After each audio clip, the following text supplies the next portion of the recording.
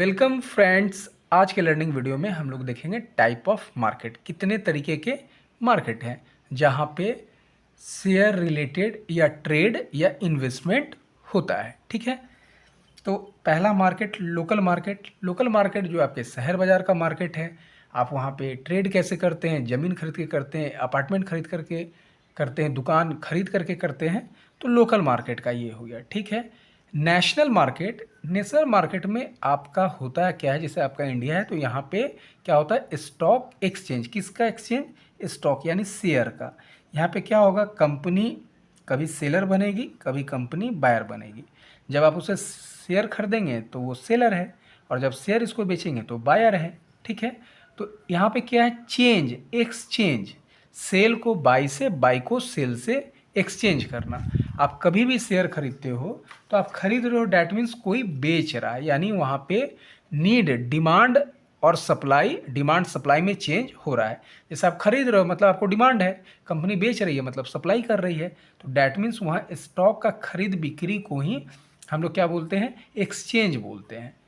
ठीक है, आप हमेशा स्टॉक को खरीदते बेचते रहते हैं, उसको हम लोग बोलेंगे क्या, स्टॉक को एक्सचेंज करना। ठीक है, नेशनल हम लोग का जो इंडिया में मार्केट है, जो बड़ा मार्केट है, और भी बहुत सारे एक्सचेंजेस हैं, लोकल स्तर पे भी हैं, स्टेट वाइज भी कुछ जगह पे हैं, लेकिन ओवरऑल जो हम लोग ट्रेड करते हैं या जो सबसे अच्छा माना जाता है, अपने देश में सुरक्षित माना जाता है, गवर्नमेंट के गाइडलाइंस में होता है, उसमें एनएससी और बीएससी, नेशनल स्टॉक एक्सचेंज। ठीक है, और ये है बम्बई स्टॉक एक्सचेंज। आगे की वीडियो में हम लोग इसको भी इन डिटेल पढ़ेंगे। अब आते हैं इंटरनेशनल मार्केट में। तो इंटरनेशनल मार्केट में होता क्या क्या है, जैसे कंट्री वाइज स्टॉक। हमारे यहाँ मान लीजिए कि रिलायंस है, तो हो सकता है कि रिलायंस के स्टॉक एनएससी और बीएससी में ही लिस्टेड हो, वो अमेरिका में लिस्टेड ना हो, वो जापान में लिस्टेड ना हो। तो कोई ज़रूरी नहीं है कि इसके जो स्टॉक्स हैं वो वर्ल्ड वाइड किसी कंट्री में भी रजिस्टर्ड हो या लिस्टेड हो, वहाँ के स्टॉक एक्सचेंज में लिस्टेड हो। अब जैसे एप्पल का हो गया, अमेजॉन का हो गया, अब हो सकता है कि इनके स्टॉक हमारे देश में रजिस्टर्ड ना हो, लिस्टेड ना हो।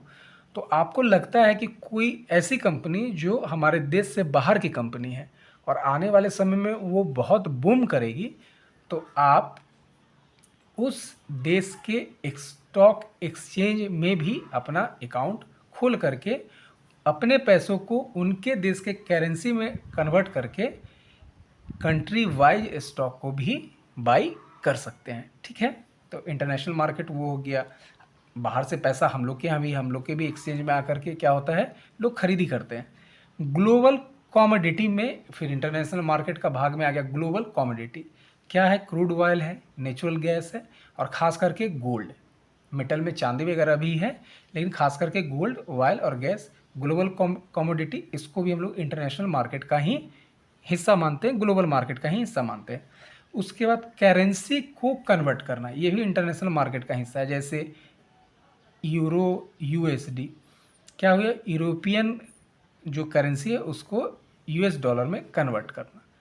तो करेंसी में भी क्या होगा, ये इंटरनेशनल मार्केट का हिस्सा है, ये भी इंटरनेशनल मार्केट का हिस्सा है। और कंट्री वाइज अगर हम लोग करें तो वो भी हम लोग इंटरनेशनली डीमेट अकाउंट खोल करके कर सकते हैं।